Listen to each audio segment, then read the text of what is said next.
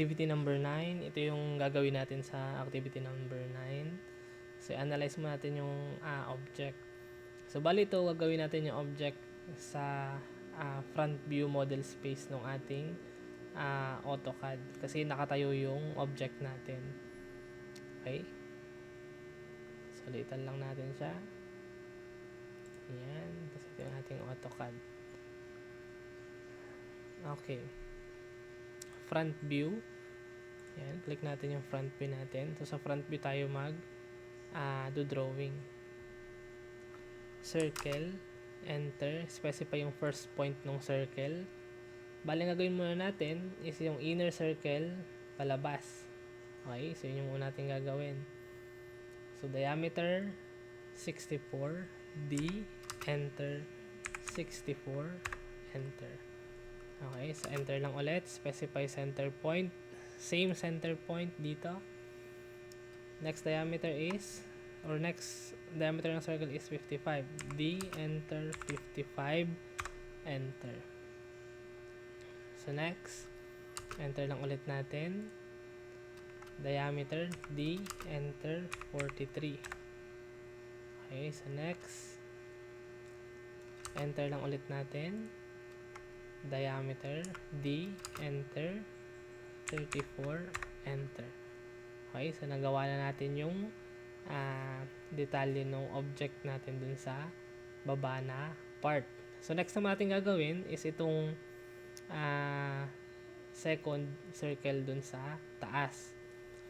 So para makuha ito, yung center point ng circle na ito, ang gagawin lang natin, gagawa tayo ng linya, line, enter. Mula dun sa midpoint nito, ang height is 75. And kapag hindi naka-ortho yung ano ninyo, or hindi mas straight yung linya ninyo, click nyo yung ortho. Yan. So, ang height is 75. Enter. So, bakit 75? So, based dun sa reference natin, para makuha yung center point or yung distance nung center point ng circle na to, mula dun sa circle dito sa baba is 75. Circle, enter, specify natin center point. Ito yung gagamitin natin. D, enter. So, inner circle, ang diameter ay 20. Enter. So, enter lang ulit natin. Same center point, diameter, D, enter, 38. Okay. Ayan, so nakuha na natin. So, next natin gagawin is yung arc niya doon sa gilid. So, parehas na may arc na 64 yung radius. Pero dito, hindi niya in-specify yung center point kung saan kukunin yung circle na ito. Kaya gagawin natin is tangent na lang natin. Tangent radius. Circle, enter. So, click nyo lang tong tangent radius. Ayan. Tapos, specify natin yung first tangent point. Ito. Yung second tangent point, ito naman. Okay? So, next, specify natin yung radius. Ang radius ay 64. Enter. Ayan. So, nakatangent na yung circle natin. Next natin gagawin is i-trim ngayon natin to. Trim. TR. Enter. Click natin to. Enter. Ayan, para matrim siya. So, next natin gagawin, instead na gagawa ulit tayo ng another circle, i-mirror na lang natin to. Ayan. Click natin to. Enter. Specify yung mirror line. Ito yung gamitin natin. No. Ayan. Para di mawala yung source object. Tapos burahin na natin yung mga hindi natin kailangan na linya. Enter. Okay? Ayan. So, nakuha na natin. So, next natin gagawin is i-3D na natin yung object natin. So, yung detalye ng object natin is makikita siya dito sa section view. Ayan yung height ng extrusion. So, change natin ngayon yung view into isometric. Southeast or southwest. Nasa inyo kung paano nyo titignan yung object or mas madaling gawin yung object para sa inyo. Okay, so ito yung gagamitin natin. So, switch natin yung workspace natin. 3D basic. So, gagamitin natin press pull and extrude para i-3D ito. So, una natin i-3D. Ito, press pull. Yan. So, extrusion height. Ang extrusion height nito ay base dito, 30. Yan. Input natin 30, enter. So next naman natin ito. Yan. So yung height nito is 10. Ito yan. Specify natin yung 10, enter. Okay? Okay. So check natin, shaded with edges. Ayan, para makita natin kung na-extrude ba. Ayan. Okay, so na 3D naman siya. Next natin gagawin is itong bottom part nung object natin. So dito, ang gagamitin natin, extrude and press pull. Okay, so yun yung gagamitin natin. So una natin gagawin is i-extrude muna ito, yung outer na circle. So extrude, click natin to. So bali yung height, is 45. Yan, yung pinakamataas na side, 45.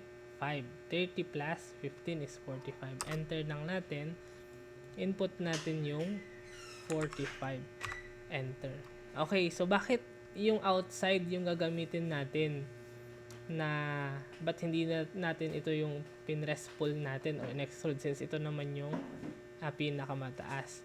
Kasi dyan po tayo mag-start mag-bawas or mag-press pull. So balik tayo dito, 2D wireframe. So ito ngayon, i-move up natin siya, lahat ng mga linya na to. So click lang natin, ito, move, ayan, mula dito, ayan, papunta dun sa upper part nung na-extrude na natin na circle. Okay, so balik tayo dun sa ayan, balik tayo dun sa visual style natin, shaded with edges. So next, ipi-press pull na lang natin itong mga to. Okay? Okay. So ang pinakamataas na part is ito. Ayan, itong outer na ito. Ito yan, ito. And then yung gitna niya is hole or butas. Ang gagawin natin, press pull, click, tapos click natin to. Ayan, para mag-subtract. Okay? So next natin gagawin. So check natin muna kung naging hole. Ayan, so tama naman. So next natin gagawin is eto naman. Okay? So ano ngayon yung gaano kalalim yung ipipress pull natin. So mula dun sa taas, yung height niya is 20. 15 plus 5 is 20. So press pull ulit tayo. Press pull. Eto, ang i-press natin. Ayan. So yung extrusion, yung height is 20, yung input natin na value. Enter. Ayan, so 20. Okay, ayan. So nakuha na natin ito, yung pinakamalalim. Kasi yung height nitong outer plus yung ito, yung pink na to, yung malalim na part. So ito naman yung last. So yung last natin, ipi-press pull natin. Press pull ulit. So, yung height na lang ng extrusion is 15. So, press pull. Click natin to.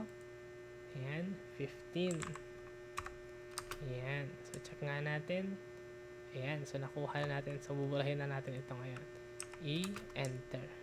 Okay? So, nakuha na natin yung object natin. Pero, hindi pa ito tapos. May kulang pa. So, ano yung kulang dito? So, kung mapansin ninyo, etong part na to ng object is naka-center siya dito. Ayan. So, naka-center siya. So, kaya gagawin natin is i-move ngayon natin ito ng ang distance mula doon sa back part niya, mula dito sa likod, ang distance ay 10. Move, enter.